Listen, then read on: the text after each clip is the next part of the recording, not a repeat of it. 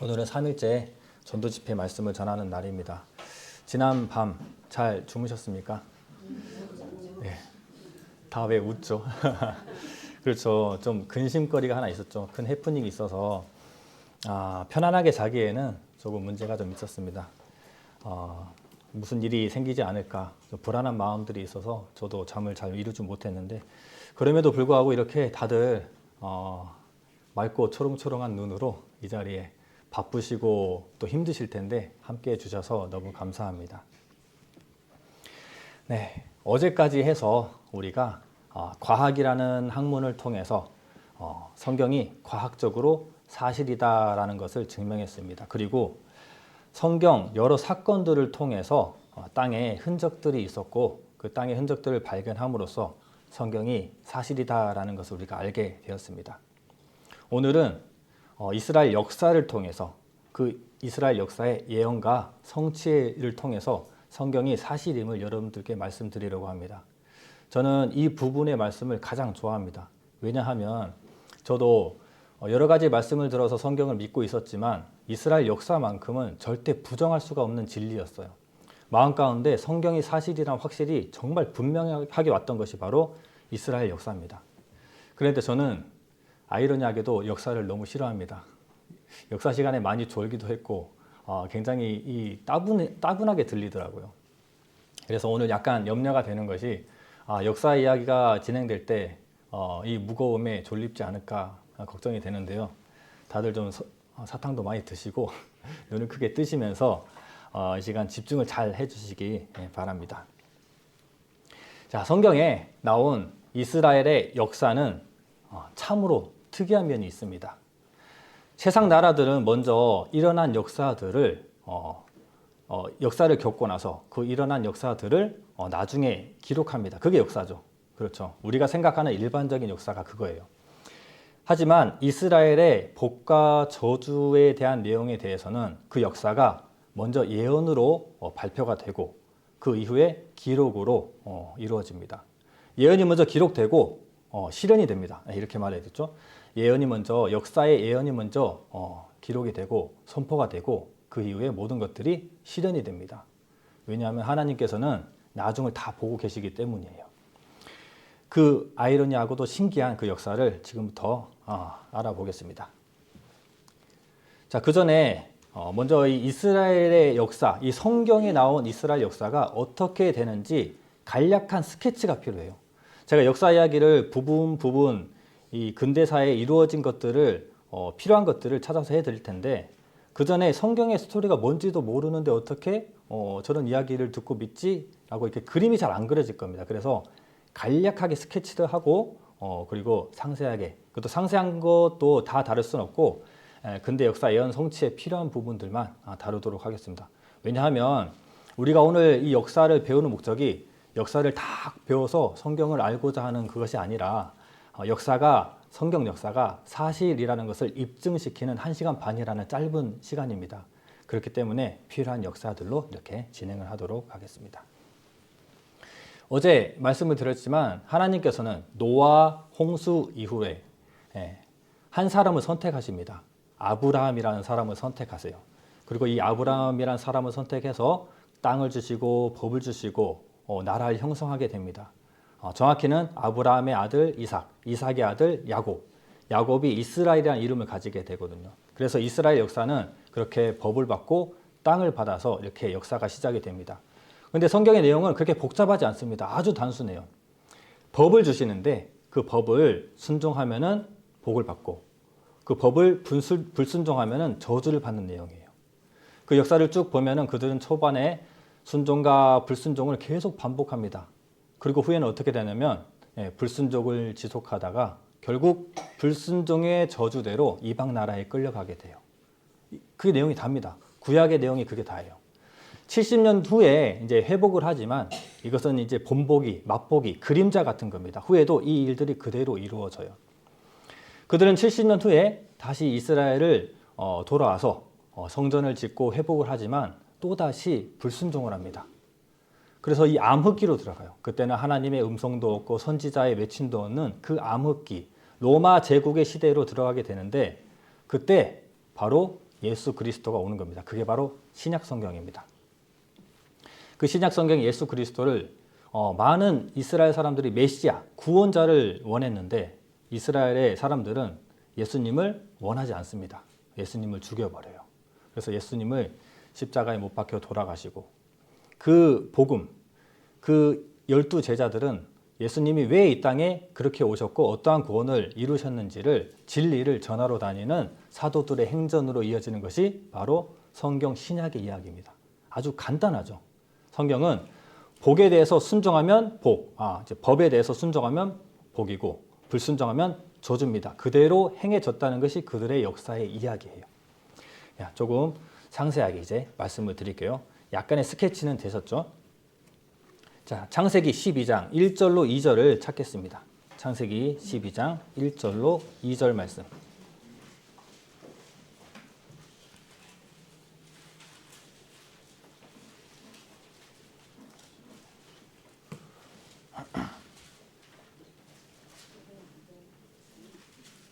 창세기 12장 1절로 2절 말씀 함께 읽겠습니다. 여호와께서 아브라함에게 이르시되 너는 본토 친척 아비집을 떠나 내가 내게 지시할 땅으로 가라. 내가 너로 큰 민족을 이루고 내게 복을 주어 내 이름을 창대케 하리니 너는 복의 근원이 될지라. 네. 하나님께서 아브라함이 됩니다. 나중에 아브라함이라는 사람을 선택합니다. 그리고 한 민족을 선택합니다. 그리고 그 민족에게 복의 근원이 되게 하세요. 왜 이런 방법을 하냐면 이 복의 근원이라는 게 굉장히 중요합니다. 사람을 선택하시고 복을 주겠다고 약속하시는데 복의 근원이 되게 하시겠다고 합니다. 이 복이 어떤 복이냐면은 그 혈통을 따라서 나중에 예수 그리스도가 오는데 예수 그리스도를 통한 우리 영혼의 구원이라고 하는 그 복입니다. 이것은 5일차에 제대로 말씀드릴게요. 여기서 근원이라고 하는 것은 이제 뿌리가 되는 거죠. 복의 뿌리가 되는 겁니다. 어떤 복인지 모르겠지만 그 복의 뿌리가 된다는 것은 그 복이 이스라엘에만 한정된 복이 아니라 그 복이 뿌리 뻗어서 멀리, 뿌리 뻗어서 많이 다 알려진다는 거예요. 전 세계로. 이 근원이라는 것이 그러한 역할인데 모든 사람에게 복을 주시기 위함입니다. 이것을 보면 우리는 하나님은 정말 공평한 하나님이라는 걸 압니다. 자, 우리가 종교를 생각했을 때 다른 종교들은 일부 부분에 국한됩니다. 뭐 이슬람이나 종교는 그 부분에 국한되고 각각 종교들이 전 세계로 뿌리 뻗어서 가고 공평한 하나님의 모습, 공평한 신의 모습을 보인 그런 종교들이 없어요. 하지만 어제 보여드렸지만 하나님의 복음은, 성경의 복음은 전 세계로 공평하게 다 뿌리 뻗어 갑니다. 즉 복의 근원의 역할을 한 거죠. 이 한 사람이. 자, 그렇다면 그 복은 어떻게 많은 사람들에게 전해질 수 있는가? 출애굽기 19장 6절 말씀 함께 읽겠습니다. 너희가 내게 대하여 제사장 나라가 되며 거룩한 백성이 되리라. 너는 이 말을 이스라엘 자손에게 고하라. 네, 제사장이라는 게 조금 낯설죠. 제사장이라는 단어가 좀 어려운데 이스라엘 민족들을 대표하는 대표로 제사를 드리고 이런 일을 행했던 대표성을 띠는 사람들이 바로 제사장들입니다. 이 대표로 구별된 사람들. 이 제사장 나라라고 하는 것은 온 세계를 대표하는 나라가 될 것이다 라고 말하는 거예요. 하나님의 증인이 될 대표 나라를 뽑은 겁니다. 그게 바로 이스라엘이란 나라예요. 즉 이스라엘을 통해서 하나님의 복을 전 세계에 전하시겠다는 계획입니다. 아시겠죠? 그래서 이 민족들에게 복을 통해서 저주를 통해서 그것을 하나님이 살아계시다는 것을 증명하는 거예요. 자, 상세하게 이제 그림을 조금 그려서 좀 말씀드릴게요. 지난번 전도 집회 때 보니까 그림이 없고 영상이 없으니까 이때부터 점점 무거워지는 것을 느꼈습니다. 자, 선택받은 사람 아브라함은 그 아들 중에 이삭이 선택되고요. 이삭의 그 아들 중에 야곱이 선택됩니다. 그 야곱의 이름이 이스라엘로 바뀝니다. 그래서 이스라엘 백성이라고 하는 것은 야곱의 백성입니다. 야곱의 12아들, 그 백성들이 바로 이스라엘 백성이에요. 이 이스라엘 백성들이 제사장 나라가 되는 겁니다. 이제 대표 나라가 뽑혔어요. 이 나라를 통해서 하나님 살아계심과 하나님의 복이 전해지는 내용이 이 성경의 주된 핵심이죠. 그들에게 율법을 주십니다. 하나님께서 아브라함을 선택하시고 이게 사람 민족을 선택하시고 그리고 땅을 약속하시고 법을 주십니다. 자, 국민과 영토와 주권이죠. 이렇게 국가가 형성됩니다. 이스라엘. 이때 율법을 주게 되는데 이 율법이 이제 중요하죠. 그들에게 율법을 주는데 율법에는 613가지에 이거는 해라, 이거는 하지 말아라. 어제 본 것처럼 이거는 먹어라, 먹지 말아라까지 다양한 하라, 하지 마라의 법이 있습니다. 그리고 이것을 지키면은 복을 받을 것이다. 이것을 어기면은 저주를 받을 것이다. 초기에 아담과 하와를 에덴 동산에 두시고 선악과를 따먹지 말라고 한 것과 다르지 않습니다. 그렇죠. 선악을 알게 하는 나무의 가시를 보고 이것만 먹지 말아라. 이것만 나랑 약속하자. 이것만 지키면 너는 형통하게 편안하게 에덴 동산에서 살아갈 수 있다. 마찬가지로 민족을 선택하시고 율법을 주시면서 이것 지켜라. 이것만 지키면 너희들은 복을 받을 것이다 라고 약속하세요. 똑같습니다. 다만 율법이라는 내용들이 상세해졌을 뿐이에요. 우리가 신이라고 생각한다면 단순하게 신이라고 생각한다면 복만 있는 것이라고 생각할지도 몰라요. 내가 신이라면 어떻게 할 거야? 각자 신이라면 내가 한 나라를 선택해서 이 나라를 통해서 많은 사람들에게 내가 살아있다는 것을 보여주려면 이 나라가 어떻게 돼야 되죠? 잘 돼야 돼요. 무조건 잘 돼야 됩니다. 그 사람들이 저 나라는 왜 저렇게 잘 되지? 저 나라의 신이 참 신인가 봐 라고 생각할 수 있어요. 그런데 참 희한하게도 이스라엘 나라에는 잘 돼서 하나님의 증명되는 것이 아니라 오히려 안 돼서 증명되는 구조가 또 이렇게 나타납니다. 그래서 그들이 법을 순종하느냐 불순종하느냐에 따라서 복과 저주가 드러나는데 굳이 하나님께서는 불순종할 때 저주를 돋보이게 하십니다. 그게 바로 공의 하나님이시기 때문이에요. 각자가 생각하는 내가 신이라면 어떻게 할까 한다면 정말 공의의 역할을 할 수는 없을 겁니다. 잘 되게만 하고 싶을 것인데 못 되게 그리고 잘못했을 때 넘어뜨리게 하기에는 그 선택을 하기에는 어렵지 않을까 싶어요. 자, 그래서 이 민족들이 복을 따라서 어떻게 되느냐? 성경 속에 그들의 전쟁을 보면은 그들의 전쟁의 이김과 짐이 그 전력과 군사력에 있지 않습니다. 아무리 강하고 아무리 유리해도 그들이 죄와 불순종을 하면은 그 싸움에서 어떻게 되죠? 집니다. 그런 얘기들 굉장히 많이 담겨 있잖아요. 반대로 아무리 약하고 불리해도 순종하고 살아가면은 어떻게 되죠? 네, 이깁니다. 그 말대로 이루어지는 역사가 바로 성경의 역사입니다. 자, 그렇다면 순종과 불순종의 그 특별한 대가가 있거든요. 먼저 순종에 대한 특별한 대가를 한번 찾아볼게요. 신명기 28장 1절입니다.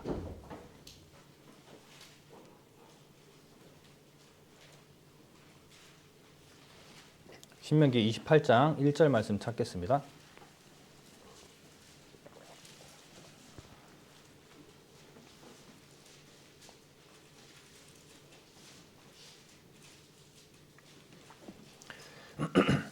자, 순종에 따른 특별한 대가입니다. 복입니다. 복. 다 함께 1절 말씀 읽겠습니다. 내가 내 하나님 여호와의 말씀을 삼가 듣고 내가 오늘날 내게 명하는 그 모든 명령을 지켜 행하면 내 하나님 여호와께서 너를 세계 모든 민족 위에 뛰어나게 하실 것이라. 네. 하나님의 명령을 순종하면 세계 모든 민족 위에 뛰어나게 하시겠다. 그 뒤에 4절, 5절을 보면 몸의 소생과 토지의 소산과 짐승의 새끼가 복을 받고 광주리의 떡 반죽 그릇이 복을 받고 이런 복 받는 내용들이 나오는데 즉 재물이 넘쳐날 것이다 라고 얘기하는 거예요. 7절에 보면은 대적들을 다 이기게 해주시겠다라고 합니다. 자, 정리를 해보면 순종하면은 부유해지고 전쟁을 이기고 평화를 주십니다. 자, 다음 그들이 불순종하면 어떻게 되느냐? 저주에 관한 내용입니다. 28장 63절 64절입니다. 예, 이것은 길기 때문에 제가 읽어드릴게요. 이왕에 여호와께서 너희에게 선을 행하시고 너희로 번성케 하시기를 기뻐하시던 것 같이 이제는 여호와께서 너희를 망하게 하시며 멸하시기를 기뻐하시리니 너희가 들어가 얻은 땅에서 뽑힐 것이요 여호와께서 너를 땅 이 끝에서 저 끝까지 만민 중에 흩으시리니 내가 그곳에서 너와 네 열조에 알지 못하던 목석 우상을 섬길 것이라. 불순종의 대가는 그들이 땅에 뽑혀서 이방 땅에 끌려가는 겁니다. 그리고 전 세계로 흩어지는 거예요. 실제로 그들의 불순종 역사를 보면은 전쟁에서 지기도 하고 가난해지기도 하고 이방 땅에 끌려가기도 합니다. 신명기 28장 49절도 이것은 같이 읽어보겠습니다. 시작. 내가 너희를 열방 중에 흩을 것이요 내가 칼을 빼어 너희를 따르게 하리니 너희의 땅이 황무하여 너희의 성읍이 황폐하리라. 네, 그들의 불순종의 대가 저주를 요약하면 열방에 흩어집니다. 나라를 잃어버려요. 그리고 칼이 따라다닙니다. 핍박이 따라다닙니다. 나라만 없는 것이 아니라 핍박이 계속 따라다닙니다. 그리고 그들의 살던 성읍이 황폐해집니다. 자, 그렇다면 그들이 어떻게 살았을까요? 순종했을까요? 불순종했을까요? 네, 아까 스케치할 때 말씀드렸죠. 네, 불순종을 합니다. 처음에는 순종도 했다가 불순종했다가 또 힘들면 하나님께 왕을 구하고 하나님께 도움을 구하고 해서 또 순종하는 삶을 살았다가 또 배부르고 넉넉하면 또 불순종의 길을 갔다가 사람의 모습이 다 그렇습니다. 부유하고 넉넉해지면 죄가 들어와요. 뭔가 무릎 꿇고 간절함이 있어야만이 우리가 신을 찾고 진리를 찾게 됩니다. 이렇게 이런 일들이 계속 반복되다가 결국 이스라엘 백성들이 왕이 없거든요. 그들의 왕은 하나님이에요. 근데 다른 나라 왕들은 키 크고 멋지고 강한 이런 사람들이 나와서 왕이 먼저 나와서 싸운단 말이에요. 그런데 우리나라는 우리나라 아니죠? 우리 이스라엘 국가는 나가는 이 왕이 없어요. 하나님이 왕 되세요. 그러니까 이들이 점점 육신의 눈들이 많아지기 때문에 하나님 우리도 눈에 보이는 왕을 주세요. 라고 해서 나온 왕이 사울입니다. 자, 사울 하면 모르시겠지만 사울 이후에 다윗 그리고 솔로몬입니다. 우리가 잘 알고 있는 사람들이죠. 다윗과 솔로몬은 세상 사람들도 다 알고 있는 내용이죠. 그래서 이 다윗과 솔로몬이 초기의 왕들입니다. 그 후에 왕들은 점점 불순종의 길을 선택해요. 그리고 이 솔로몬 이후에 르호보암 때 나라가 두 국가로 쪼개지게 됩니다. 자, 이스라엘 국가가 두 국가로 쪼개져서 북이스라엘, 남유다로 쪼개집니다. 그래서 우리가 이스라엘 하면은 뭐라고도 부르죠? 유대인이라고도 부르죠. 유대인이 유다 사람들, 남유다 사람들을 유대인이라고 합니다. 그래서 지금은 구분 없이 이스라엘 사람들 하면은 유대인이라고도 합니다. 북이스라엘, 남유다 구별하지 않고 그래서 이따가 유대인 하면은 이스라엘 사람이라는 것을 여러분들이 아시면 됩니다. 참고하십시오. 그래서 이 두 국가가 쪼개지게 되는데 여기서부터 이제 내용이 복잡해져요. 이 알다 보면은 국가가 쪼개지는 것이 아니라 우리 머리가 쪼개질 수도 있습니다. 그래서 여기서 간략하게 말씀을 드리면 두 왕국 다 북쪽이든 남쪽이든 다 불순종으로 멸망합니다. 북이스라엘은 아수르에, 남유다는 바벨론에 멸망하게 돼요. 그 말대로 그들의 불순종으로 이방 땅에 끌려가게 되는데 나라를 잃어버리고 주권을 잃어버리는데 성경에는 항상 회복의 말씀이 따라다녀요. 너희들 이렇게 하면 혼나? 하지만 혼나지만 사랑의 하나님이시기 때문에 회복하실 것이라는 회복의 메시지를 함께 주십니다. 그래서 70년이라는 기한을 정하시고 너희들 저주받아서 끌려가지만 70년 뒤에 회복할 거야 라는 많은 선지자들의 외침들이 있게 됩니다. 그리고 70년간 나라를 잃게 되는데 이것은 맛보기예요. 그들이 한번 겪게 되는 겁니다. 그리고 후대에 많은 사람들에게 본보기가 되는 거예요. 그리고 또다시 이들이 불순종이 지속되기 때문에 그 어두운 시대 속에 로마 제국의 지배 속에 바로 예수 그리스도가 이 땅에 오십니다. 예수님은 그들의 영혼을 구하러 오신 겁니다. 하지만 민족들은 나라를 잃었잖아요. 그리고 로마 제국의 속국에 있기 때문에 그들이 바라고 구하던 게 무엇일까요? 나라가 이기는 것, 나라가 구원되는 것을 원했을 겁니다. 그래서 많은 이스라엘 사람들과 바리새인, 서기관, 사두개인 이런 기득권의 모든 사람들이 메시아를 구합니다. 구원자.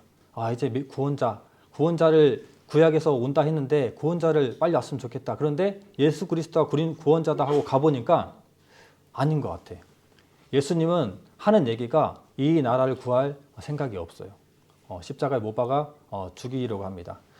그들이 생각했던 구원자가 아니었던 거예요. 그들의 이상형이 아니었던 겁니다. 그래서 많은 사람들은 신성모독을 하고 자기가 하나님이라고 얘기하는 그 예수를 죽이라고 합니다. 그래서 예수님이 십자가에 못 박혀 죽는 것인데 그 전에 그들 스스로 죽일 수는 없습니다. 그래서 로마 총독에게 데려가요. 로마 총독 빌라도에게 예수님 이분 이제 죽였으면 하는데 한번 이제 검증을 해보기는 시간을 가지는데 빌라도가 딱 보니까 죄가 없어요.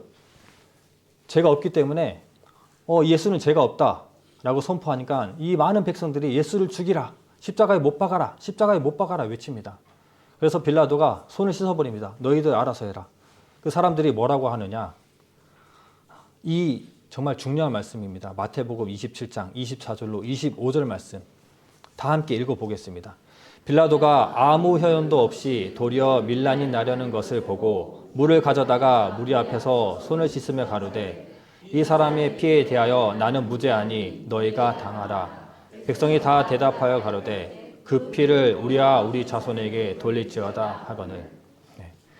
예수님을 십자가에 못 박아라. 그 예수는 그리스도가 아니다. 구원자가 아니다. 못 박아라. 라고 하면서 그 대가, 그 피는 대가입니다. 그 피를 우리와 우리 자손에게 돌릴지어다. 그 대가를 우리가 책임지고 우리 자손이 책임질 테니까 죽여라. 라고 하는 겁니다. 이거 정말 치명적인 선포입니다. 그들이 했던 말대로 말이 씨가 되어서 그 이후에 그들은 정말 치명적인 저주의 삶이 바로 40년 후에 시작됩니다. 그리고 예수님은 예수님의 본래의 목적대로 이 세상의 영혼들을 구하기 위해서 십자가에 못 박혀 돌아가십니다. 그 후에 진리를 전하기 위한 사도행전들이 진행되고요. 자, 그렇다면은 예수님께서도 이 이스라엘이 어떻게 멸망할 것이다 라는 것에 대해서 예언하고 있는 것이 있습니다. 지금 이스라엘은 있죠. 이스라엘 나라가 있죠. 하지만 80년 전만 해도 이스라엘 나라가 없었습니다. 없었기 때문에 이스라엘 나라가 멸망된 것이 분명해요. 그렇죠? 그런데 그 멸망에 대한 메시지가 구약에도 있고 그리고 신약에 예수님이 하신 멸망의 메시지가 있습니다. 마가복음 11장 13절로 14절 말씀 조금 졸릴 수 있으니까 우리 찾아보도록 하겠습니다. 조금 덥지 않습니까? 저 좀 더운 것 같은데요. 마가복음 11장 13절로 여기는 접어두고요. 이따 예레미야를 찾을게요. 예레미야 24장을 찾겠습니다. 여기는 제가 먼저 읽어드릴게요. 자, 멀리서 잎사귀 있는 한 무화과 나무를 보시고 혹 그 나무에 무엇이 있을까 하여 가셨더니 가서 보신즉 잎사귀 외에 아무것도 없더라. 이는 무화과 때가 아님이라. 예수께서 나무에게 일러 가라사대 이제부터 영원토록 사람이 내게서 열매를 따먹지 못하리라 하시니 제자들이 이를 듣더라. 열매 맺지 못한다는 것은 그 복이 끊어짐을 말합니다. 이스라엘이 멸망됨을 예언하는 거예요. 복의 근원이 되는 이스라엘이 이제는 그 복이 어디로 가냐면 이방인들에게도 넘어가게 되는 겁니다. 지금은 오히려 이방인들이 복을 받고 구원을 받고 있고 복음을 받아들이고 있죠. 하지만 이 복음이 점점 어제 마지막 때에 말씀을 드렸던 것처럼 유대 땅으로 들어가는 시대입니다.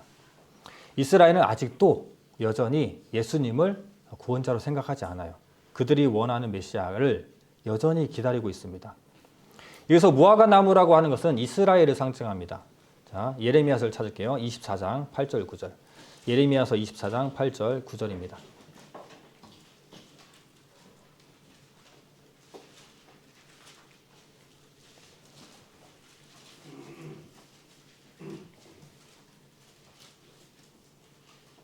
자, 24장 8절로 9절 말씀 다 함께 읽겠습니다.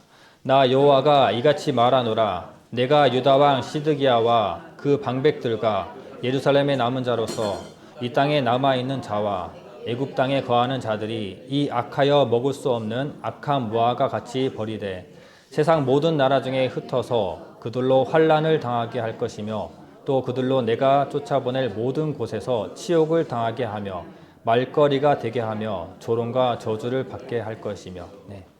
구약 예레미야를 통한 하나님의 예언입니다.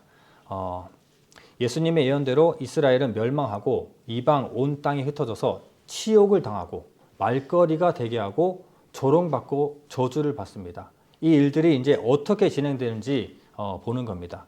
그리고 누가복음 21장 24절에도 저희가 칼날에 죽임을 당하며 모든 이방에 사로잡혀 가겠고 예루살렘은 이방인의 때가 차기까지 이방인들에게 밟히리라. 네. 신약의 예수님의 예언과 구약의 이들이 불순종했을 때 어떻게 될 것이라는 예언들이 딱딱 맞아떨어져 갑니다. 그리고 이들에게 어떤 일이 닥쳐오는지 영상 하나 보도록 하겠습니다. 예수님의 예언이 있은 지 40년 후 무화과 나무가 말라 죽었듯 이스라엘은 로마에 의해 멸망당했다.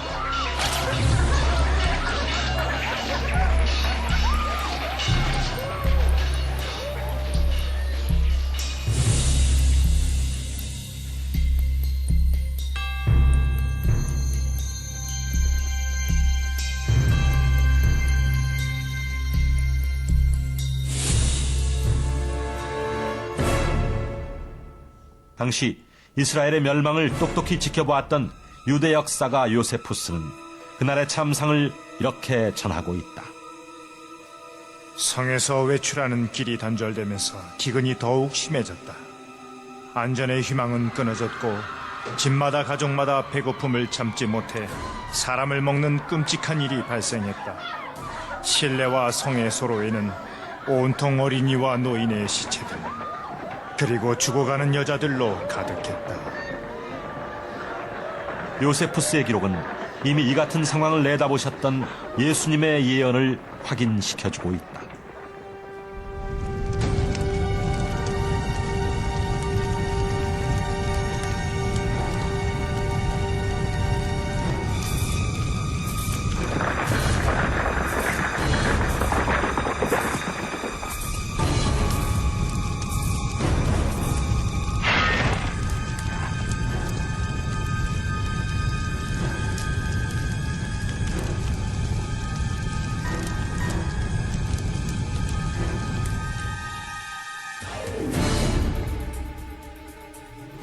예수님의 예언에 따라 멸망된 이스라엘. 그 후 1900년 동안 이스라엘 땅은 이방인들에게 짓밟혔고 유대민족은 세계 도처로 뿔뿔이 흩어지게 됐다. 그러나 네, 말씀의 예언대로 이스라엘은 세계 각각 곳곳 온 천지로 이렇게 흩어지게 됩니다. 이들이 예루살렘에서 버티고 있을 때 타이투스 장군이 예루살렘을 함락하기 위해서 들어갔습니다. 요세푸스의 증언으로 따르면은 타이투스 장군이 들어갔을 때 자녀 고기를 먹고 있었다라고 얘기해요. 그래서 이 야만스러운 사람들이라고 해서 많이들 학살시켜 버리는 겁니다. 실제로 신명기 28장 53절에 보면 내가 대적에게 에워싸이고 맹렬히 쳐서 곤란케 함을 당함으로 내 하나님 여호와께서 내게 주신 자녀 곧 내 몸의 소생의 고기를 먹을 것이다. 그들이 그만큼 배고픔을 겪고 그만큼 악하고 좋지 않은 이 행동들을 하게 될 것을 미리 예언하시고 이루십니다. 자, 그들은 환난을 당하게 됩니다. 핍박을 당하게 돼요. 타이투스 장군에 의해서 예루살렘이 함락당하고 많은 사람들이 죽임을 당하고 이산됩니다. 그리고 그 이후에 이스라엘 전역에서 또 이제 반란이 일어나게 되죠.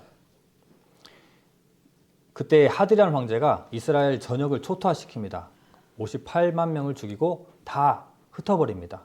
이때 하드리안 황제가 유대인은 이스라엘에 살 수 없도록 법을 제정해 버립니다.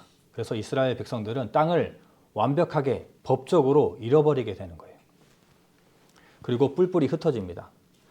나라 중에 흩어서 그들로 환난을 당하며 치욕을 당하게 하겠다라고 하는 말씀이 이루어지는 거죠. 그리고 그 이후에 보면은 초반에는 기독교의 박해가 진행됩니다. 다들 아시는 것처럼. 하지만 로마 제국이 끝나고 이제 동로마 제국인 비잔틴 제국이 일어서면서 어떤 일이 있게 되냐면 콘스탄티누스 황제가 기독교를 국교화시키면서 기독교는 보호가 되고 기독교의 예수 그리스도가 복음인데 그 예수 그리스도를 죽였던 유대인들은 이제 죽음의 대상이 됩니다. 그래서 콘스탄티누스 황제가 유대인 죽이는 것은 죄가 아니다라고 하는 유대인의 정말 치명적인 이제 핍박이 따라다니는 겁니다. 그 이후에도 보면 십자군 전쟁으로 100만 명이 학살되고 또 그 이후에 유대인들에게 별을 달도록 합니다. 구별되도록. 그냥 보면 모르잖아요. 누가 유대인인지 모르잖아요. 종교인들은 좀 티가 납니다. 눈썹을 뭐 꼬서 길고 그레나드도 자르지 않기 때문에 딱 봐도 꼴불견인데 이제 일반적인 피 섞인 유대인들은 구분이 안 가기 때문에 별을 달도록 합니다. 그리고 그 유명한 흑사병이 터져요. 우물에 독약을 넣었다는 혐의를 받습니다. 왜냐하면 사람들이 다 죽어나가는데 누구만 좀 덜 죽어요. 그죠? 유대인들만 덜 죽어요. 왜냐하면 성경의 위생법을 지키기 때문입니다. 손을 씻고 이렇게 정결의식을 잘 하기 때문에 그들에게는 전염병이 완벽하게 들어가지 않습니다. 그래서 이거 보니까 유대인들이 꾸민 짓이구나. 마녀 사냥이 시작돼요. 그래서 유대인들이 또 100만 명이나 학살됩니다.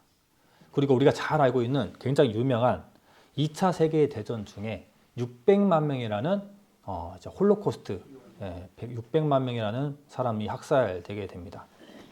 그들의 오랜 역사 동안 거의 2000년 가까운 역사 동안 그들의 핍박과 말씀의 저주의 예언대로 그대로 이루어지는 것이 바로 유대인들의 그 삶의 모습들이고 저주의 대가들입니다. 그것이 왜 일어나냐면 구약과 신약의 말씀의 예언의 성취이기도 하지만 그들이 그랬잖아요. 예수님을 죽이면서 그 대가를 우리와 우리 자손들이 감당하겠다라고 했기 때문에 그 말에 책임을 지는 겁니다. 자, 그 후 이제 19에서 20세기 이제 점점 이제 졸립진 않을 겁니다. 그림도 나오고 하기 때문에 자, 19에서 20세기 초 어떤 일이 있느냐? 이제는 이제 예전에는 유대인들이 핍박받는 것들이 소문으로만 들렸지만 이제는 그림으로 많이 보여집니다. 반유대주의가 포스터가 나와요. 근데 유럽 국가에 이게 반유대주의 포스터가 이렇게 발생하게 되는데 반유대주의가 그만큼 활발하게 일어났다는 거예요. 유대인들은 돈만 밝히고 악마 같고 별 다르고 선민 사상이 있어서 너무 재수없고 이런 모습들이 있어요. 왜 반유대주의가 일어나냐면 이런 것들 때문입니다. 유대인들은 국가 없는 사람들이에요. 그렇기 때문에 어디에 가서 좀 정착 좀 해보려고 하면은 정책이 바뀌어가지고 정착을 못합니다. 또 여기 가서 좀 살려고 하면은 또 정책이 바뀌면은 또 쫓겨나기도 하고 핍박이 거세지기도 합니다. 그러면 어떻게 살아야지 답이 나올까요? 돈밖에 없어요. 그렇죠? 어디 가서 집을 짓고 땅을 일굴 수가 없습니다. 그들이 할 수 있는 것은 돈밖에 없어요. 돈만 쥐고 있으면은 이동할 때 돈 들고 가면 되니까. 그래서 대부분의 좀 돈 있는 유명한 유대인들은 대부업, 돈을 빌려주고 이자를 받는 그 역할을 합니다. 그때 당시 유럽에는 그런 역할들의 기관들이 없었어요. 하지만 이스라엘 백성들에는 법적으로 너희 이웃에게는 돈을 빌려주되 이자를 받지 말고 이방 사람들에게는 돈을 빌려주되 이자를 받아도 된다라고 가르칩니다. 그렇기 때문에 성경적으로도 어긋나지 않고 우리가 벌어먹을 수 있는 것은 돈을 빌려주고 이자를 받는 업이구나 라고 해서 유대인들이 대형 은행들을 다 가지고 있어요. 우리가 알고 있는 로스차일드, 록펠러, JP 모건, 그리고 이제 그 연준에 있는 기관에 숨은 많은 세력들, 은행의 기관들이 다 있는데 대부분 유대인들이에요. 그래서 유대인들의 힘이 강한 겁니다. 돈을 쥐고 있기 때문에. 어떻게 보면 연준이 돈을 찍어내잖아요. 돈 찍어내는 사람들이 유대인입니다. 그렇죠. 뿐만 아니라 이제 돈 있는 사람들은 크게 은행업을 했겠지만 또 소소하게 남들이 하지 않는 일, 굳은 일, 이런 일들을 하면서 돈을 악착같이 모으기 시작합니다. 그리고 그들의 모습을 보면은 아까 말씀드린 대로 길지 말아야 할 털들을 길러요. 성경 말씀대로. 눈썹 기르고요. 그리고 구렛나루 기릅니다. 주렁주렁 하니까 꽈나요. 그래서 우리가 이 이스라엘 종교인들 사진을 보면은 참 꼴풀견스럽게 보입니다. 좀 이상해 보여요. 그런데 그들은 그게 하나님을 믿는 정체성이고 자부심으로 알고 그리고 그렇죠. 그게 바로 믿음이라고도 압니다. 그러면서 선민의식이 있어요. 우리는 하나님의 선택받은 사람들이다. 우리는 선민이고 선택받았기 때문에 우리가 더 의롭고 더 강하고 더 똑똑하고 막 그런 선민의식들이 있어요. 그렇기 때문에 사람들이 좋아할까요? 안 좋아할까요? 안 좋아하죠. 내 돈 빌려줬는데 이자 쳐서 준다 하면 그것도 싫은데 하는 일도 그렇고 생긴 것도 그렇고 딱 보니까 뭔가 딱 왕따 당하기 좋은 사람들이죠. 그래서 반유대주의가 이렇게 포스터로 나오는 거예요. 돈만 밝히는 유대인, 악마 같은 유대인, 예수를 죽인 유대인, 그러니까 악마겠죠. 악마로 해석하겠죠. 이렇게 유대인을 이렇게 해석합니다. 자, 그렇다면 우리가 이 일을 겪는다고 생각해 보죠. 어디 가서 정착도 못하고 사람들이 괴롭히고 핍박하고 심지어 죽임을 당하기도 하는 이런 상황이라면 어떻게 해야 될까요? 국가가 있어야 돼요. 그렇죠. 국가를 살려야 돼요. 이것밖에 없어요. 국가를 살리는 것 외에는 답이 없는 거예요. 그래서 이때 국가를 재건하기 위한 운동이 일어나게 되는데 19세기 말에 반유대주의가 너무 심해지니까 데오도르 헤르제리라는 사람의 주도로 시오니즘 운동, 시온주의 운동이 일어나게 됩니다. 한 번쯤 들어보셨죠? 시온주의, 시온을 향한 것. 네. 시온주의 운동이 일어나게 되는 겁니다. 이 시온주의 운동이 뭐냐면 조상 땅에 그들의 땅, 가나안, 지금 팔레스타인 사람들이 살고 있는 그 땅에 우리 유대 국가를 재건하자라는 그 이념으로 대규모의 실천 운동입니다. 우리 그냥 가자. 이민 운동이에요. 허락해 주지 않았지만 그들이 그냥 이민 갑니다. 그쪽으로. 무작정 가서 살아요. 이게 바로 시오니즘 운동이에요. 시온주의 운동입니다. 하지만 그 땅에는 누가 살고 있었죠? 팔레스타인 사람들이 살고 있었어요. 그들이 거할 곳이 없었습니다. 그리고 당시 그 땅은 아랍인들의 권한이었고 아랍인들이 살고 있었습니다. 게다가 그 땅은 그렇게 욕심낼 만한 땅도 아니었어요. 가면 정말 고생해야 될 땅입니다. 왜냐하면 주변에 수많은 국가들은 기름이 나오고 석유가 나오고 가스가 나오는데 유일하게 이스라엘 요르단 그 땅만 아무것도 안 나와요. 그리고 아까 하나님께서 땅을 어떻게 해놓는다 그랬죠? 그렇죠. 황무지 되게 해둔다 그랬어요. 그러니까 황무지가 돼 있다 보니까 사람들이 그렇게 욕심내지 않고 가봤자 고생만 하는 땅입니다. 그래서 이렇게 시온주의 운동이 그렇게 활발하게 일어나진 않지만 이게 점점 운동이 거세지고 많은 사람들이 들어가고 있는 찰나에 1차 세계대전이 터져버려요. 그렇지 않았다면 그들이 국가 재건을 점점 힘쓸 수 있었을 텐데 안타깝게도 1차 세계대전이 발발합니다. 자, 1914년이에요. 1차 세계대전이 일어나게 되는데 자, 보세요. 독일과 오스트리아, 헝가리, 불가리아, 투르크라고 하는 이 동맹군, 이제 독일의 주도입니다. 그리고 연합군은 영국과 프랑스가 주 역할을 해요. 처음에는 독일이 전선이 두 개잖아요. 샌드위치예요. 서부 전선, 동부 전선. 그러니까 너무 고전을 합니다. 독일이. 그래서 이들은 밀릴 수 있겠다 싶은데 러시아가 하필 그때 러시아 혁명이 일어납니다. 그래서 러시아는 우리 전쟁 그만하자 하고 약속을 해버려요. 그러니까 독일이 동부 전선에 있는 군인들을 다 서부 전선으로 몰아갑니다. 그랬더니 전쟁이 연합군들이 지기 시작하는 거예요. 이 연합군에는 유대인들이 같이 뛰었습니다. 왜냐하면 이 유대인들의 속국, 식민지로 있었거든요. 영국의 식민지로. 그렇기 때문에 이 유대인들이 이 전쟁에 함께 하고 있었는데 연합군이 밀리게 되는 상황이에요. 그런 상황에서 이제 이 연합군은 위기가 왔잖아요. 화약도 부족하고 군인도 부족하고 여러모로 군물자, 자본도 부족해요. 이 상황에서 누가 나타나냐면 미국이 나타납니다. 네. 그렇게 해서 미국이 연합군으로 들어가면서 이 전쟁을 역전시켜 버립니다. 서방의 도움으로 역전돼서 이기게 되는 전쟁이 바로 1차 세계대전인데 우리가 생각할 때 단순히 미국의 개입으로 이겼구나라고 세상 사람들은 그렇게 해석을 합니다. 하지만 그 주요 내용을 상세하게 들여다보면 그들의 군사적인 무기 문제 있잖아요. 이 무기 문제를 누가 해결하냐면 하임 바이츠만이라고 하는 유대인이 해결합니다. 이 사람은 실험을 하면서 아세톤 제조법을 우연하게 개발을 합니다. 그런데 이 아세톤이 군사적 가치, 그리고 군사적으로 그 무연 화약 생산하는데 주요 역할을 한다는 것을 알았어요. 그래서 이것을 대량으로 생산해서 화약을 대줍니다. 자, 무기가 해결이 됐죠. 그리고 아까 말씀드렸지만 돈이 누가 많았죠? 예, 유대인들이 많았어요. 그래서 미국에 있는 유대인들, 큰 은행들을 운영하고 있는 유대인들, 그 중에 로스차일드가 전쟁의 물자들, 이 돈을 대줌으로써 미국이 강하게 그 전쟁에 연합군으로 들어가게 되고 전쟁을 역전시키는 겁니다. 그래서 이 하임 바이츠만이라는 사람, 옆에 아인슈타인입니다. 굉장히 똑똑한 사람들 사이에 있었던 유명한 과학자예요. 이 사람이 초대 대통령이 됩니다. 참고하시고. 그래서 이제 1차 세계대전을 유대인의 힘, 미국의 힘으로 역전했잖아요. 그렇기 때문에 어떻게 될까요? 이제 유대인들은 뭔가 명분이 생겼어요. 그래서 그 공헌으로 얻은 정치적인 발언권을 활용합니다. 우리 이스라엘 나라 국가 재건해 주십시오라고 요청을 해요. 그래서 받은 것이 바로 영국에게 받은 벨푸어 선언입니다. 1917년. 전쟁이 끝나고 그 전쟁에 공헌했던 유대인들이 이 벨푸어 선언을 받아냅니다. 이 벨푸어 선언이 무엇이냐면 지금 팔레스타인 땅에 유대인 민족의 향토 수립을 지지하고 노력하겠다. 너희들 국가 건설할 수 있도록 우리가 노력할게 까지입니다.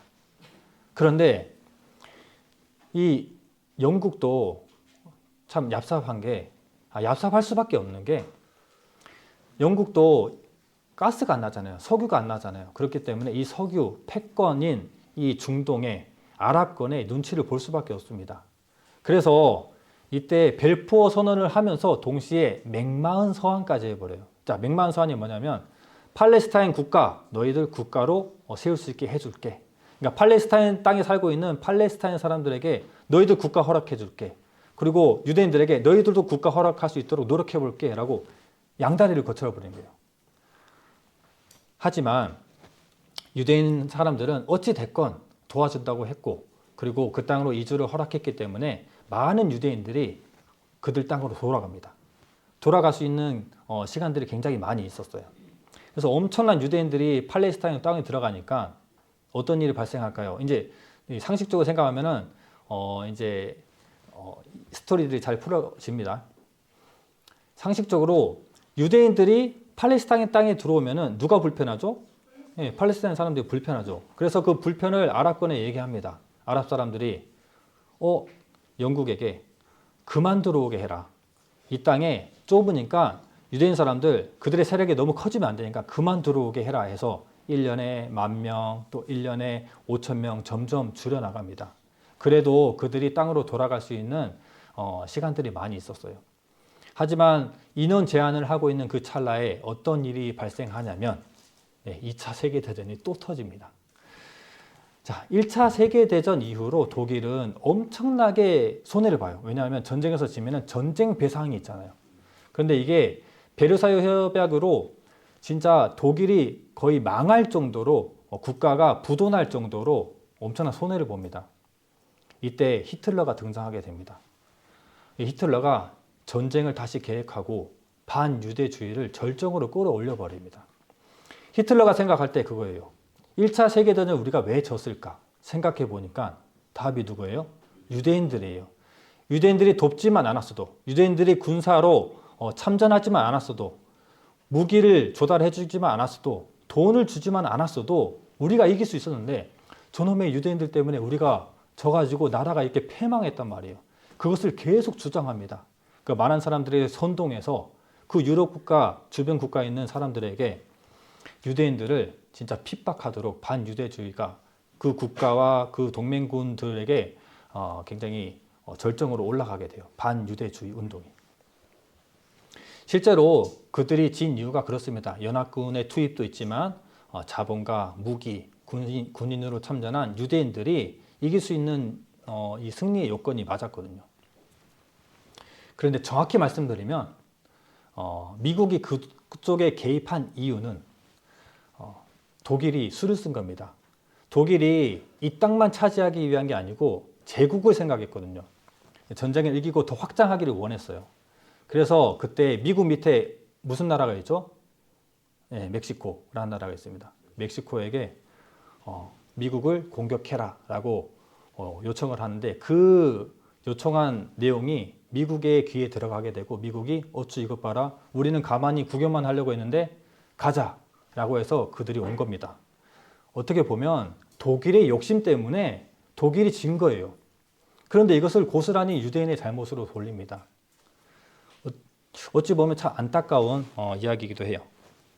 하지만 이 모든 곳에는 자 여러분 망각하시면 안 됩니다. 하나님의 역사에 개입이 있다는 겁니다. 이런 이유로 반유대주의가 거세지죠.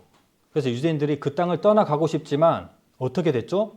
인원 제한이 걸려버렸어요. 갈 수도 없는 상황입니다.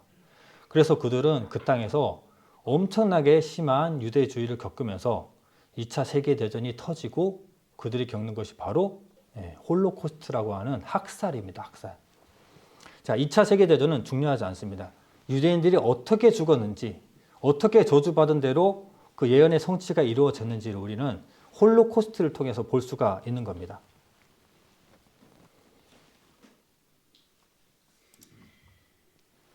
자, 이제 반유대주의 운동이 활발하게 일어날 때 13세기에 그랬던 것처럼 별 형상을 지게 합니다. 먼저 유대인들에게 별을 달고 구별하도록 합니다. 누가 유대인인지 모르니까 옷에다가 별을 달게 해요. 그래서 그들은 핍박을 당하게 합니다. 그런데 이것이 이미 성경에 예언되어 있었던 일이고 그림자로 성취된 적이 있었던 겁니다.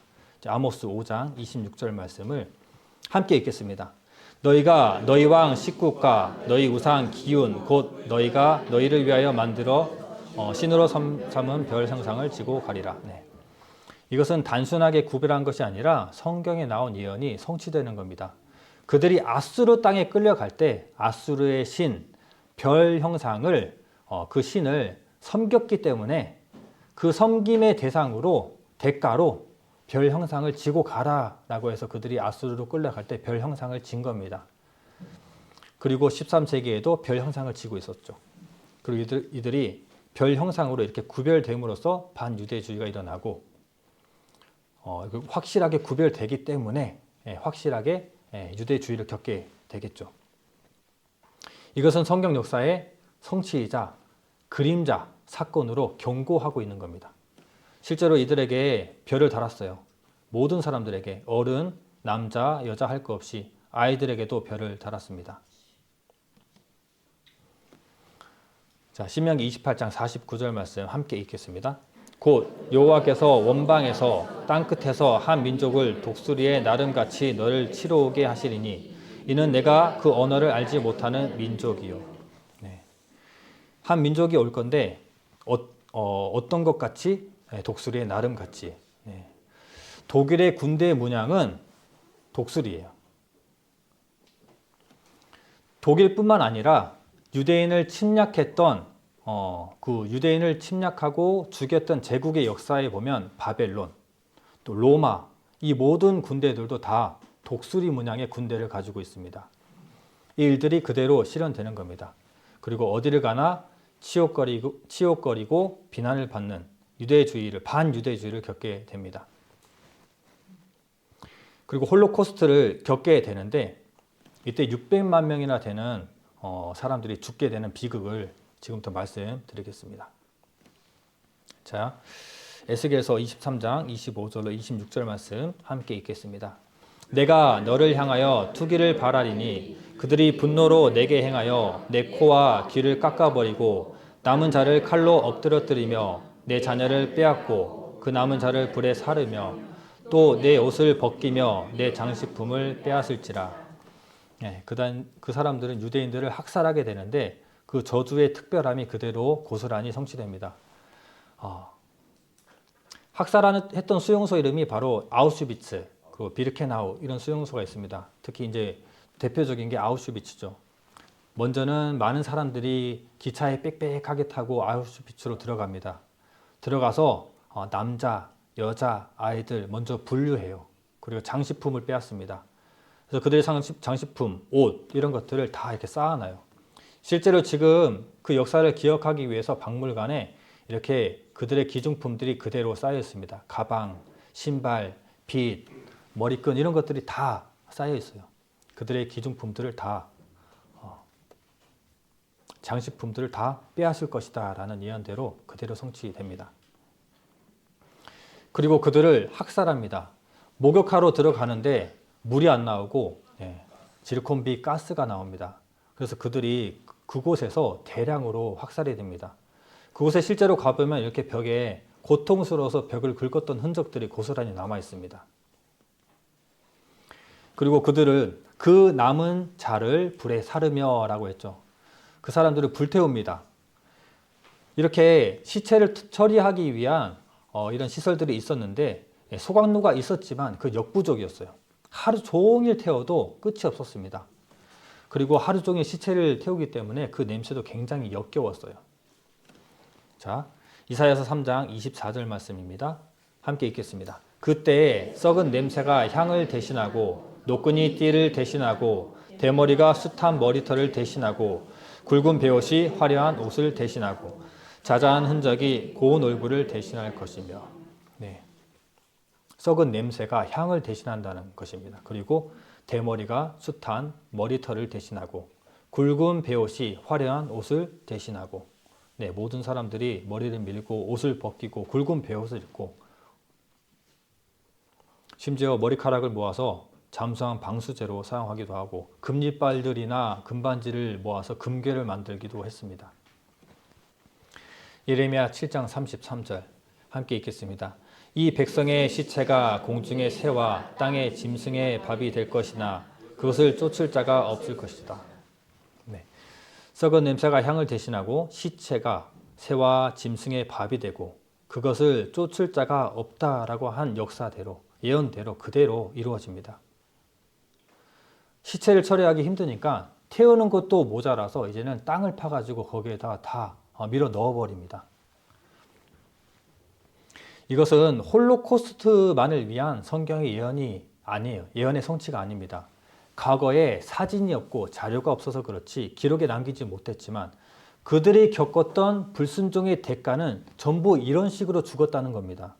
현대사에 증거로 우리가 보고 있을 뿐이지 그들은 불순종의 대가로 이런 일들을 겪었습니다. 그리고 이스라엘 민족이 했던 말의 대가죠. 그 피를 우리와 우리 자손에게 돌릴지어다. 그 말의 대가를 이렇게 홀로코스트라고 하는 핍박으로 그 대가로 클라이막스로 이렇게 보여주는 것이 바로 이 홀로코스트입니다. 자, 무겁죠. 이 내용 보면은 정말 하나님이 공의의 하나님이시지만 너무 무섭기도 하고 그리고 그 대가가 너무 확실하기 때문에 이 성경이 확실하다는 것이 인정이 되기도 하지만 너무 심하지 않았나 이런 생각들도 듭니다. 자, 이사야서 49장 15절 말씀을 함께 읽겠습니다. 여인이 어찌 그 젖먹는 자식을 잊겠으며 자기 태에서 난 아들을 긍휼히 여기지 않겠느냐. 그들은 혹시 잊을지라도 나는 너를 잊지 아니할 것이라. 하나님은 공의와 심판의 하나님이지만 동시에 사랑의 하나님입니다. 심판과 멸망의 메시지를 선포할 때 항상 뒤따라 다니는 것이 바로 회복의 메시지예요. 공의와 사랑의 하나님은 항상 함께 공존합니다. 사랑의 하나님을 어떻게 생각하면 좋냐면 마치 부모가 자식을 사랑해서 잘못에 대해서 훈육하는 것과 같습니다. 우리가 자녀를 사랑한다고 항상 오냐 좋은 말만 하고 좋은 것만 줄 수는 없어요. 잘못된 일을 했을 때 훈육을 해야 됩니다. 공의의 모습들을 보여줘야만 존경받고 경애받는 부모가 될 수 있는 겁니다. 결국 그 사랑을 보여주는 부모의 모습과 같이 그들에게 멸망과 심판의 메시지와 그것을 성취함과 동시에 하나님께서는 회복할 것을 약속하세요. 어떻게 그 사랑하는 사람들을 잊겠습니까? 마치 여인이 젖먹는 자식을 잊지 못하는 것처럼 사랑하는 겁니다. 네, 이런 일들이 무엇이 되느냐? 신명기 28장 46절 제가 읽어드리겠습니다. 이 모든 저주가 너와 내 자손에게 영원히 있어서 표적과 감개가 되리라. 왜 이스라엘에게 이렇게 특별한 복과 저주를 말씀하시고 성취하시는가? 이것은 그 저주를 통해서 증거가 되고, 표적은 증거입니다. 증거가 되고, 그리고 감개는 교훈과 본보기예요. 교훈과 본보기가 되게 하기 위함입니다. 그리고 이제 이스라엘이라는 나라가 이제 점점 회복되게 됩니다. 이때부터.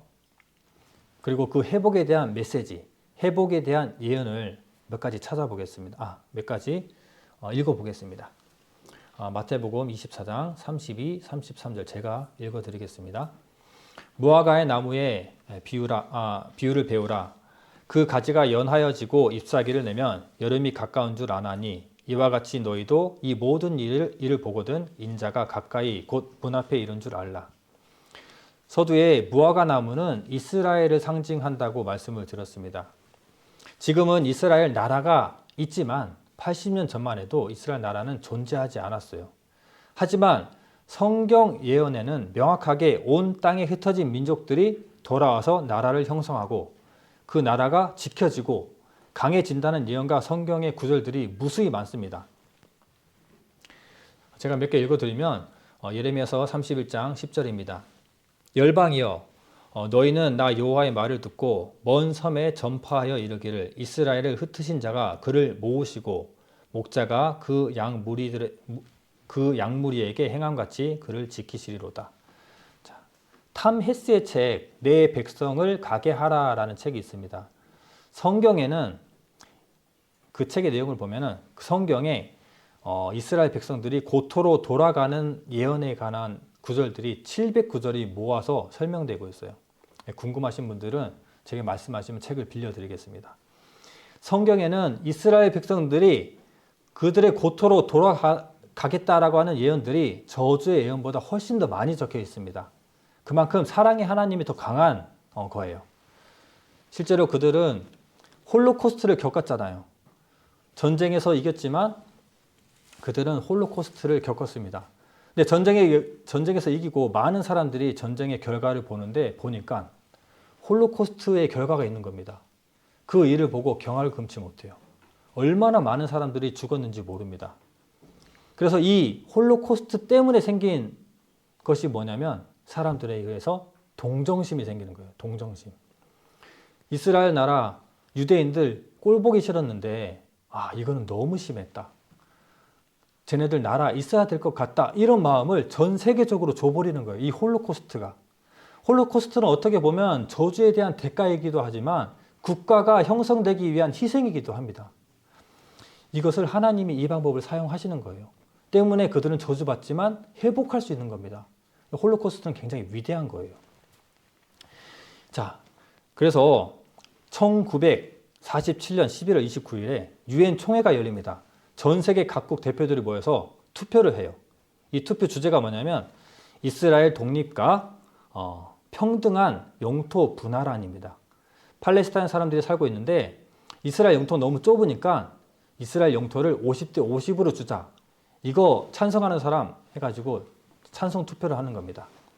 대부분의 사람들이 찬성을 했고 이 합의 결과로 94%였던 팔레스타인 땅이 50대 50으로 공평하게 나눠 갖는 그리고 국가를 형성할 수 있고 독립할 수 있는 허락을 받게 돼요. 전 세계적으로. 여기에 대한 영상 하나 보겠습니다. 이스라엘은 홀로코스트를 겪은 만큼 독립할 자격이 있습니다. We will start it now. Afghanistan, no. Argentina, abstention. Soviet Union, yes. United Kingdom, abstain. United States, yes. יהודים בכל העולם עצרו את נשימתם. רתוקים למקלטי הרדיו. 찬성 33, 반대 13. 유엔은 개표 결과에 따라 이스라엘 독립을 승인합니다.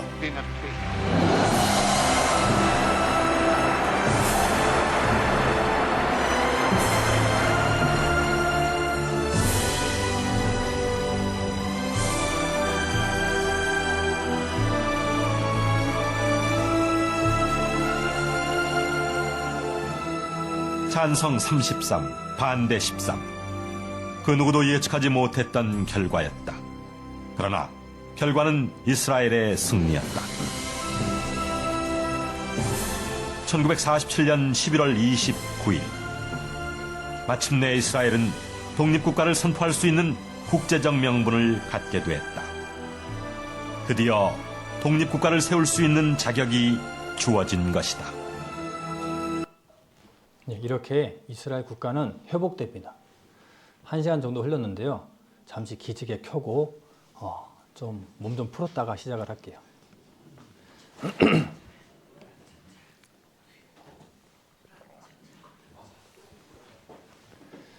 네, 박수 한번 세게 한 20번 치겠습니다.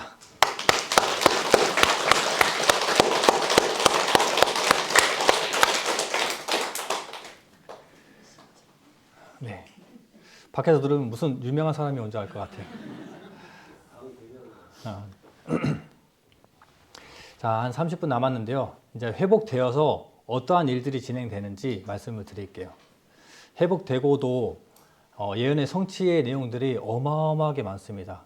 자, 지금부터는 그래도 좀 재미가 있으니까 잘 들어주시기 바랍니다. 자, 먼저 이 마른 뼈 환상이라는 것이 있어요. 이스라엘이 회복될 것인데 마른 뼈 환상의 대로 회복이 됩니다. 이거 제가 읽어드리겠습니다. 에스겔 37장 11절 12절 말씀. 또 내게 이르시되 인자야 이 뼈들은 이스라엘 온 족속이라. 그들이 이르기를 우리의 뼈들이 말랐고 우리의 소망이 없어졌으니 우리는 다 멸절되었다 하느니라.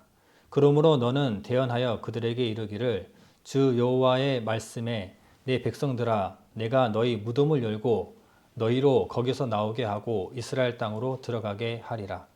이제 어떤 예언인지 우리가 좀 대충 알 것 같죠. 앞에 7절에서 8절을 보면 이 뼈 저 뼈가 서로 연결되어서 붙기 시작하지만 생기는 없을 것이다 라고 얘기합니다. 9절에 보면 생기야 사방에서 와서 이 죽은 몸에 들어가서 이들을 살게 하여라 라고 얘기하세요. 그리고 10절에 생기가 붙어서 살아나 일어나 큰 군대가 됩니다. 이스라엘 나라는 강한 국가 그리고 강한 군대를 형성합니다. 이것이 그대로 회복이 되고 이 말씀대로 성취됩니다. 그 전에 이제 이스라엘 나라가 어떠한 전쟁을 겪고 어떠한 일들이 있었는지를 겪기 전에 먼저 알리야에 관해서 간단히 말씀드릴게요. 알리야는 뭐냐면 이 이스라엘 백성들이 그 땅으로 돌아가는 것을 얘기해요. 근데 어떻게 돌아가는지, 어디부터 오는지, 무엇을 타고 오는지까지 다 성경이 말하고 있습니다. 자, 이사야 43장 5절로 6절 말씀 함께 읽겠습니다. 두려워 말라 내가 너와 함께하여 내 자손을 동방에서부터 오게 하며 서방에서부터 너를 모을 것이며 내가 북방에게 이르기를 놓으라 남방에게 이르기를 구려하지 말라 내 아들들을 원방에서 이끌며 내 딸들을 땅 끝에서 오게 하라. 네. 말씀에서 재밌는 것은 동서남북의 묘사가 다르다는 거예요. 실제로 서쪽에서 모을 것이다 라고 하는 것은 유럽과 아메리카는 실제로 부유했고 자유가 있었던 나라입니다. 그들 스스로 갈 수가 있었습니다. 그런데 여기서 우리가 주목해야 될 것은 북방에 이르기를 놓으라, 놔줘라. 그리고 남방에 이르기를 구려하지 말라, 붙잡지 말아라 합니다. 북방과 남방은 자유롭게 돌아오지 못하는 것을 얘기해요. 실제로 이 일들이 있었습니다. 이스라엘의 정북쪽은 러시아입니다. 북방에 이르기를 놓으라. 한자에 보면은 박해 속에서 소련 유대인 320만 명 기향을 염원이라고 써 있습니다. 공산주의 국가의 이 러시아에서는 유대인들이 돌아가지 못했습니다. 그래서 어떤 일이 있느냐? 마침 그 시기에 소련의 우크라이나의 곡창지대가 엄청난 흉년이 들어버려요. 그래서 러시아가 식량이 부족합니다. 그것을 이제 기회 삼아서 미국에는 유대인들이 많거든요. 미국에서 여기에 적힌 한자를 보면 미국 밀과 바꾸는 유대인 이민세, 밀 줄 테니까 유대인들 돌려보내라 라고 합의를 봅니다. 그렇게 하고 여기의 내용은 미 무역상 최혜국 대우, 무역의 최고의 대우를 해주겠다. 그래서 소련 유대인 이민 허용, 무역에 대한 최고의 대우를 해줄 테니까 유대인 이민을 허용해 달라라고 하는 이런 기사들이 떴어요. 실제로 많은 유대인들, 소련의 유대인들이 탈출합니다. 40만 명이 탈출하고 거의 전체적으로 보면은 100만 명이 넘는 유대인들이 탈출하게 됩니다. 자, 남방에 이르기를 구려하지 말라. 남방에 이르기를 붙잡지 말아라.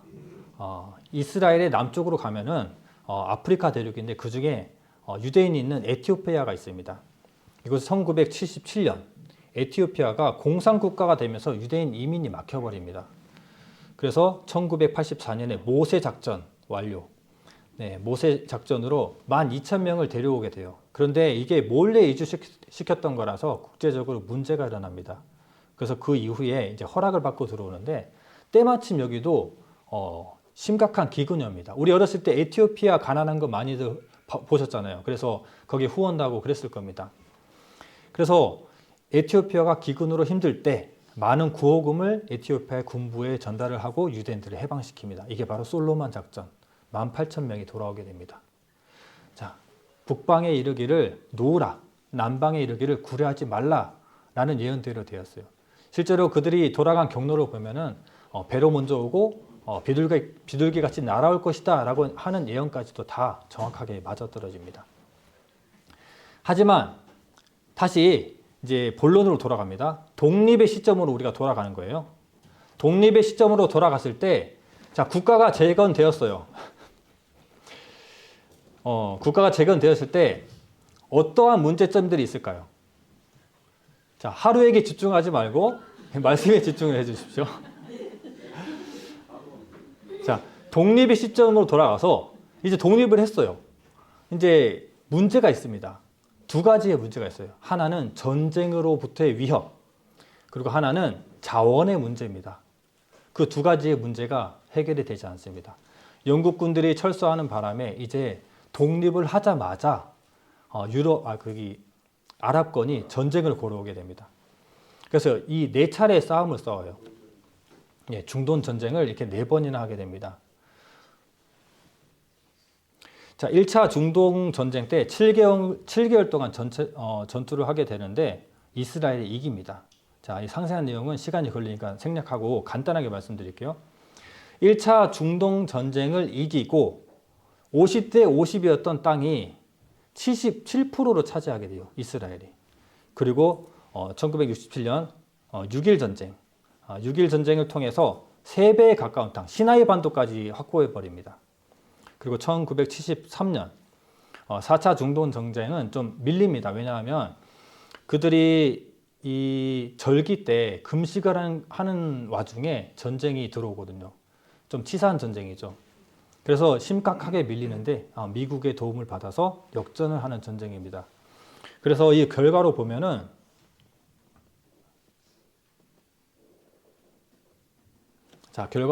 첫 번째 이주를 막 시작할 때 그림입니다. 두 번째는 유엔 회의 결과 50대 50의 땅이에요.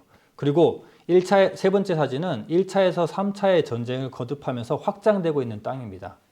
그리고 네 번째 사진은 4차 전쟁 이후 현재까지 가자 지구, 서한 지구를 제외한 모든 땅이 흰색이죠. 이스라엘 땅입니다.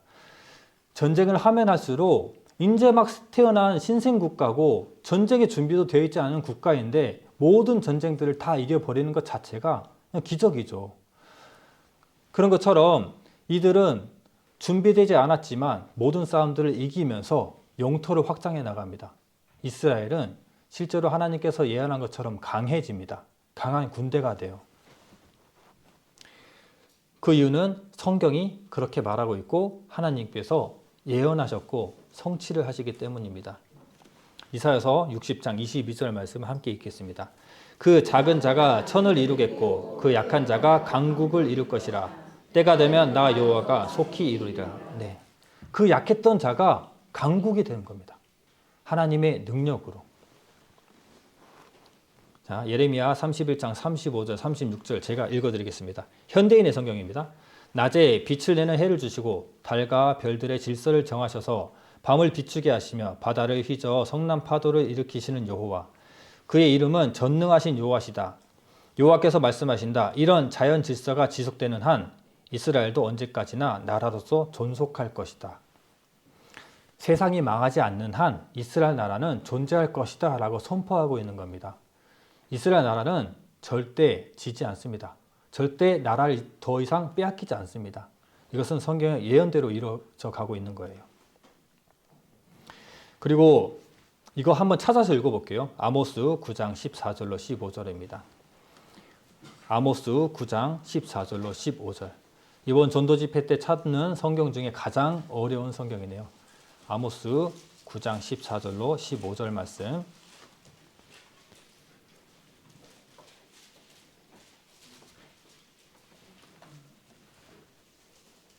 자, 함께 읽겠습니다. 내가 내 백성 이스라엘에 사로잡힌 것을 돌이키리니 저희가 황무한 성읍을 건축하고 거하며 포도원들을 심고 그 포도주를 마시며 가원들을 만들고 그 과실을 먹으리라. 내가 저희를 그 본토에 심으리니 저희가 나의 준 땅에서 다시 뽑히지 아니하리라. 이는 내 하나님 여호와의 말씀이라. 네. 이 구절을 언제 읽게 되냐면 이스라엘의 독립선언문을 낭독하면서 이 성경을 읽습니다. 그 나라가 심어지는데 다시는 뽑히지 아니하리라 하리라 하는 말씀을 독립선언문 때 선포해요. 그리고 이 말씀대로 그 빈약했던 나라가 전쟁을 겪지만 그 땅에서 뽑히지 않습니다. 왜냐하면 하나님의 말씀이고 그 말씀대로 이루어지기 때문이죠. 그래서 하나님은 공의 하나님이시고 사랑의 하나님이라는 것이 이 회복으로 인해서 우리가 증명이 되는 겁니다. 자, 성경은 사실이고 우리가 이 시대의 역사가 그것을 말해주고 증명해주고 있습니다. 자, 다음 전쟁은 이겨서 이제 강국이 됐어요. 하지만 이들에게 항상 문제가 됐던 것은 자원이에요. 1900년도 이후까지도 그들은 자원 때문에 문제가 됐습니다. 왜냐하면 그 주변국들은 다 산유국입니다. 근데 희한하게도 가운데 회색깔 보이시죠? 이스라엘과 요르단 이 두 국가만이 기름이 안 나와요. 천연가스가 안 나옵니다. 그래서 이들의 그 땅에서 주변에 가까운 나라에서 석유를 사면 좋겠지만 다 적들이잖아요. 그래서 석유를 주지 않습니다. 아무도. 그래서 이들이 앙골라, 콜롬비아, 노르웨이 등에서 멀리서 사오게 됩니다. 그럼 어떻게 되죠? 너무 비싸죠. 그렇죠? 비용이 너무 많이 들어요. 그래서 실제로 이스라엘 가면은 물가가 상당히 비쌉니다. 2배에서 한 3배 가까이 돼요. 때문에 이렇게 이 손실이 발생하게 되잖아요. 그래서 그들도 건국 이후에 이 땅에도 있을지도 모른다라고 해서 유전 탐사를 진행하지만 실패합니다. 그런데 이 일에 의문을 품은 한 사람이 나오게 돼요. 토비아 러스킨이라고 하는 사람이 나오는데 성경에 답이 있지 않을까 의문을 품고 성경을 공부하고 이 석유를 찾는데 세일 석유를 찾는데 한번 열심을 가합니다. 이 토비아 러스킨이라고 하는 사람인데 지구 물리학을 공부했고 또 유명한 석유 회사에서 일했던 이력이 있어요. 그래서 이스라엘 돌아와서 성서를 공부하고 과학 지식을 쌓아갑니다. 그리고 찾아보니까 신명기 33장 16절에 영원한 동산의 보물이라는 말을 얻어서 자기 회사 이름으로 만들어요. 기보트 올람이라는 회사를 만듭니다. 그리고 유전 탐사를 시작하는데 10년 만에 유전 탐사에 성공하게 됩니다.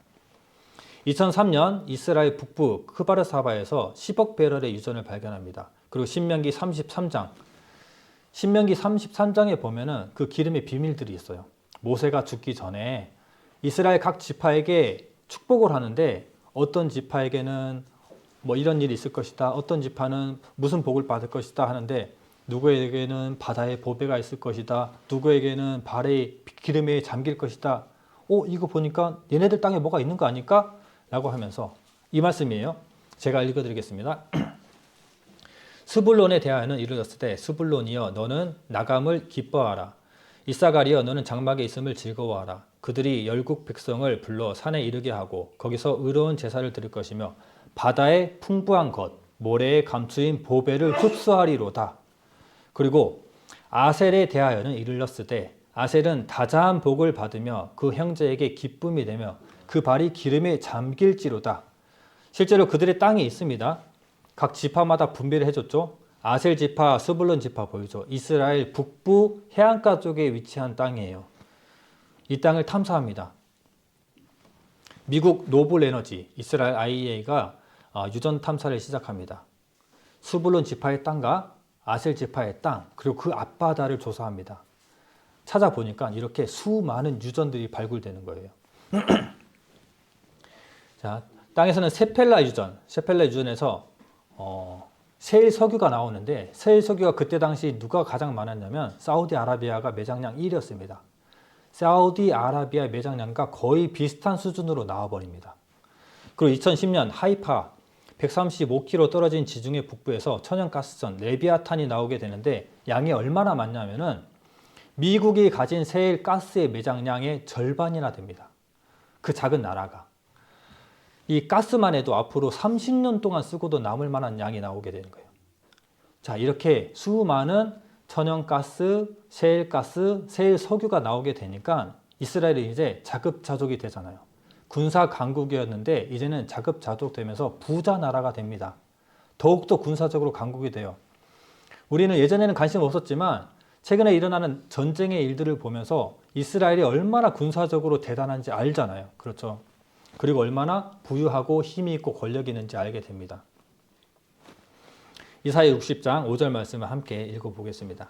그때 내가 보고 희색을 바라며 내 마음이 놀라고 또 화창하리니 이는 바다의 풍부가 내게로 돌아오며 열방의 재물이 내게로 오미니라.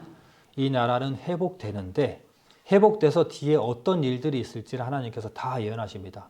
바다의 풍부가 돌아오고 열방의 재물이 돌아온다. 이런 일들이 그대로 다 이루어지게 됩니다. 이런 일들이 이루어지는 것은 마지막 때의 전쟁의 배경이 되기 때문입니다. 마지막 때의 곡과 마곡의 전쟁이라고 하는 것이 있는데 이것은 재물을 가진 이스라엘을 주변에 적국들이 쳐들어가는 전쟁이에요. 그 정세가 성경에 그대로 적혀 있습니다. 어떤 나라들이 쳐들어가는지 또 어떤 나라들이 비난하는지를 성경에 그 정세를 정확하게 말해주고 있는데 전만 해도 달랐는데 이스라엘이 자원을 가지면서 그 정세가 역전됩니다. 그래서 지금에서야 비로소 그 정세가 성경과 그대로 맞아떨어지는 것을 내일 말씀드릴 것이니까 이거 예고편입니다. 내일 꼭 나오셔서 그 말씀을 들으시면 좋을 것 같습니다. 궁금하시죠? 자, 예레미야서 32장 41절로 42절 말씀을 찾아보겠습니다. 마지막으로 예레미야 32장 41, 42절입니다.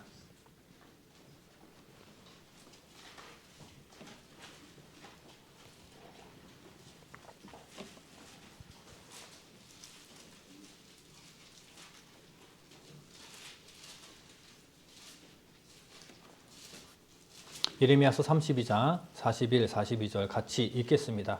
내가 기쁨으로 그들에게 복을 주되 정령이 나의 마음과 정신을 다하여 그들을 이 땅에 심으리라. 나 여호와가 이같이 말하노라. 내가 이 백성에게 이 큰 재앙을 내린 것 같이 허락한 모든 복을 그들에게 내리리라. 그들이 받았던 핍박, 재앙은 그들의 허락한 복으로 역전됩니다. 이 모든 예언들을 허락하고 복을 모두 성취하시는 하나님이세요. 성경은 사실입니다. 자, 마무리를 하겠습니다. 하나님은 공의의 하나님이시기만 할까요? 그렇지 않죠. 민족을 죽음으로 몰아넣으시려고 선택하셨을까요? 그렇지 않습니다. 민족들에게는 항상 긴 시간의 기회와 선택이 있었습니다. 바벨론에 멸망한 유대 민족들은 70년 후에 고토로 돌아갈 수 있었는데 성경을 보면 아시겠지만 많은 사람들이 돌아가지 않습니다. 많은 사람들이 돌아가서 성전을 짓고 기뻐하며 집을 지으면서 살 것 같았지만 진짜 고작 5만 명, 정말 적은 인원들이 돌아가요. 그러면 나머지 사람들은 돌아가지 않았다는 거잖아요. 돌아갈 기회가 오랜 기간이 있었지만 돌아가지 않습니다. 돌아가지 않기 때문에 어떤 일을 겪게 되느냐? 핍박당하고 환난당하고 심지어 죽임을 당하는 위기까지 옵니다. 에스더를 보면 알잖아요. 하만 장군을 통해서 유대인을 죽이자는 공문을 도장을 받아버리잖아요. 그만큼 이방 땅에 살아가는 이스라엘 민족들, 그들의 고토로 돌아가지 않는 이스라엘 민족들은 핍박을 당하고 죽음으로부터 위협에 살아가게 됩니다. 그리고 실제로 우리가 보았던 이 유대인 역사 가운데 시오니즘 운동, 벨푸어 선언 이후로 그 땅으로 돌아갈 기회가 있었지만 22년이라는 시간이 있었지만 많은 사람들이 돌아가지 않았습니다. 왜 돌아가지 않았을까요? 네, 맞아요. 그것이 편했기 때문입니다. 내가 2000년 동안 살아온 이 역사가 있는 이곳에서 살아가면 되는데 내 몸에 유대인의 피가 섞였다고 내가 그 고국으로 돌아가? 사실 돌아가고 싶은 사람들 없겠죠. 하지만 많은 사람들이 반유대주의를 겪으면서 돌아가게 됩니다. 그리고 많은 유대인들이 정체성을 잃었던 거예요. 내가 유대인인가? 유대인에 대한 정체성이 확실하고 이 본향을 그리워하는 사람들은 갔겠지만 대부분의 유대인들은 이방 땅에 남아서 그 핍박을 받았어야 했습니다. 그래서 홀로코스트를 겪었던 겁니다. 이 모든 것들이 표적과 감개가 되는 거예요. 그들의 불순종의 저주와 교훈의 본보기인데 그것은 그들에게만 본보기가 되는 것이 아니라 그들의 모습을 보고 우리가 본을 받아야 되는 거예요. 아, 하나님의 말씀에 관심이 없고 하나님께로 돌아가야 할 때 돌아가지 않으면 우리도 저렇게 저주를 받을 수 있겠구나라는 감개와 표적이 되는 겁니다. 우리도 돌아가야 할 때입니다. 돌아가지 않는다고 누가 우리 육신을 죽이진 않아요. 핍박하진 않습니다. 하지만 이 영혼이 사망합니다. 오히려 이 땅에서 몸을 괴롭히고 몸을 괴롭히고 죽이는 것이 나을지도 몰라요. 우리의 영혼이 죽게 됩니다. 영원한 지옥에서 불못에서 고통당하게 됩니다. 지금 돌아서서 하나님을 찾지 않으면 영원한 죽음이 기다리고 있다는 것을 꼭 기억하시기 바랍니다.